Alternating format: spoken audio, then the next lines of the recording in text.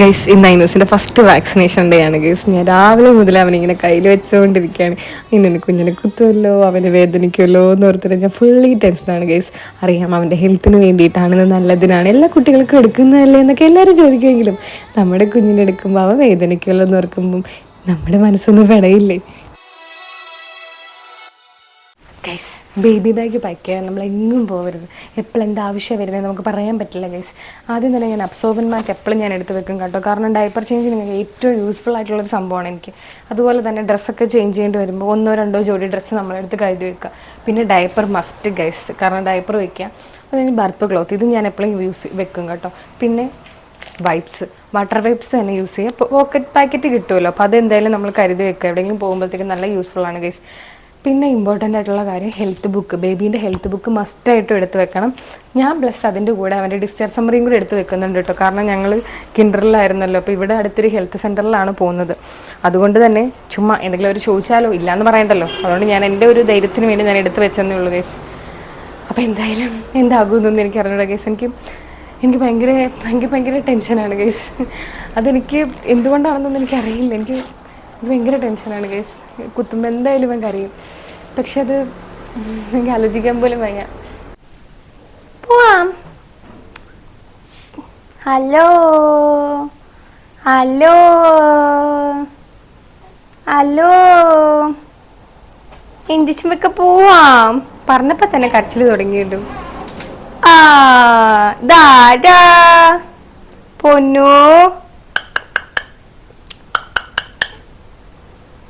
ദേഷ്യം വരുന്നുണ്ട് ഞങ്ങൾക്ക് കേട്ടോ. വിശക്കുന്നുണ്ട് ഗൈസ്. അപ്പം ഞാൻ ആദ്യം ഫീഡ് ചെയ്യട്ടെ. നമ്മളുടെ ഇമ്പോർട്ടൻറ്റ് തിങ്കാണത്. ഞങ്ങൾ റെഡി ആയല്ലോ അങ്ങനെ പോവാൻ. പവതനറിയില്ലല്ലോ കുത്താനെ കൊണ്ടുപോകുന്നത്. അങ്ങനെ ഞങ്ങൾ ഓട്ടോയിലാണ് കേട്ടോ പോയത്. ഇവിടുന്ന് കുറച്ച് കിലോമീറ്റേഴ്സ് വ്യത്യാസമേ ഉണ്ടായിരുന്നുള്ളൂ. ഞാൻ പ്രഗ്നൻ്റ് ആയതിനു ശേഷം നാട്ടിലേക്ക് അങ്ങനെ അധികം വന്നിട്ടില്ല. കാരണം ട്രാവലിംഗ് അങ്ങനെ ചെയ്യണ്ടല്ലോ എന്ന് വിചാരിച്ചിട്ടാണ് ഗൈസ്. ഞങ്ങൾക്ക് ദൂരം കുറവാണല്ലോ, എറണാകുളത്ത് നിങ്ങൾ വരണ്ടേ ഗൈസ്.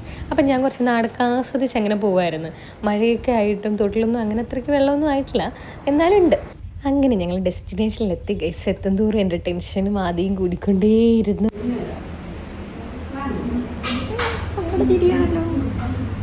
പോളി കൊടുക്കാനാ വന്നിരിച്ചത്, അല്ലാതെ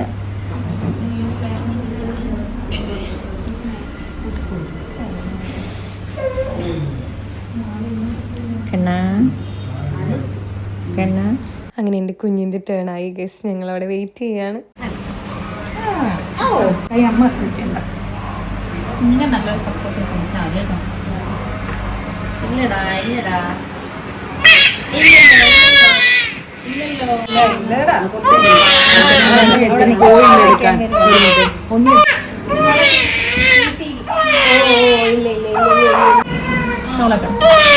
ചെറിയ കോട്ടണിങ് തന്നെ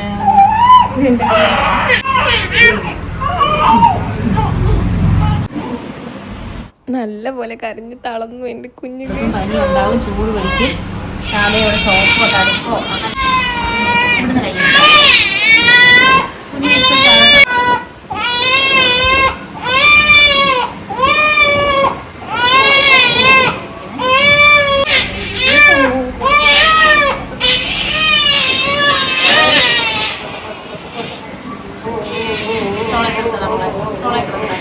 രണ്ട് കാലിലും ഒരു കയ്യിലും കുത്തിയിട്ട് ഗൈസ് ലാസ്റ്റ് ഫീഡ് ചെയ്യാണ് അവനെ.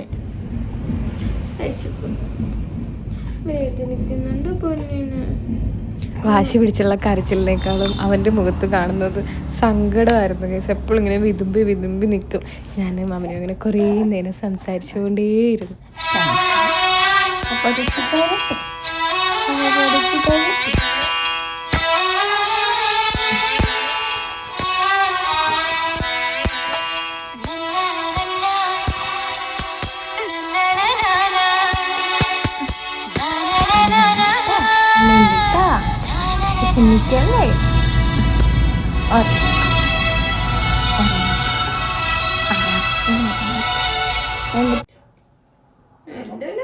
ടെമ്പറേച്ചർ കൂടാതിരിക്കാൻ നമ്മൾ കറക്റ്റായിട്ട് ഒരു 6 മണിക്കൂർ ഇൻ്റർവെല്ലിൽ നമ്മൾ ആ ഒരു സിറപ്പ് കൊടുത്തിരിക്കണം കേട്ടോ, പാരസെറ്റാമോളിൻ്റെ.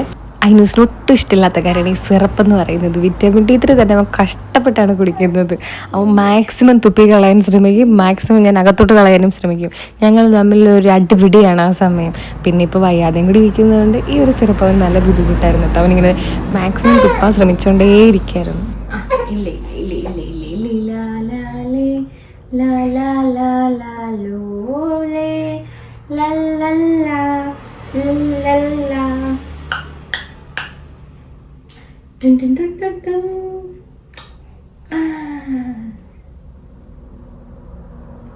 നല്ല വിഷമുണ്ട്, നല്ല ടേസ്റ്റ് ഉണ്ട്.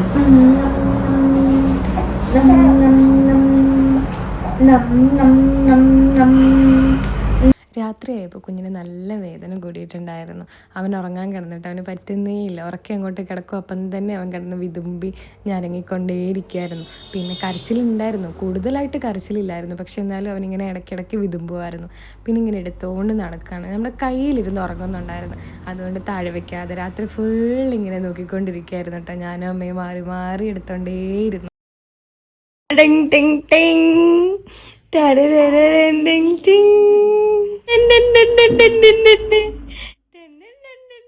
രാവിലെ ഇപ്പോൾ ആൾ കുറച്ചൊക്കെ ഒന്ന് ഉഷാറായി കേട്ടോ. ആ ചിരി, എത്ര വേദനയുണ്ടെങ്കിലും ആ വേദന മറച്ചുകൊണ്ട് എന്നെ നോക്കി അവൻ ആ ചിരി ചിരിക്കുമ്പോഴുണ്ട് എനിക്കുള്ളിൽ സന്തോഷവും പക്ഷെ ആ വേദന അവൻ്റെ മുഖത്ത് കാണാനും ഉണ്ടായിരുന്നു. ചിരിച്ചുകൊണ്ടിരിക്കുമ്പോൾ തന്നെ ലാസ്റ്റ് സങ്കടം ഇങ്ങനെ വന്നുകൊണ്ടേയിരിക്കുകയായിരുന്നു കുഞ്ഞിന് കാലനക്കുന്നതിൻ്റെ. അത് കാണുമ്പോൾ നമ്മുടെ നെഞ്ചു ഒന്ന് പെടയും. പിന്നെ ആ ചിരി മതി ഫുള്ള് മാറാനായിട്ട്.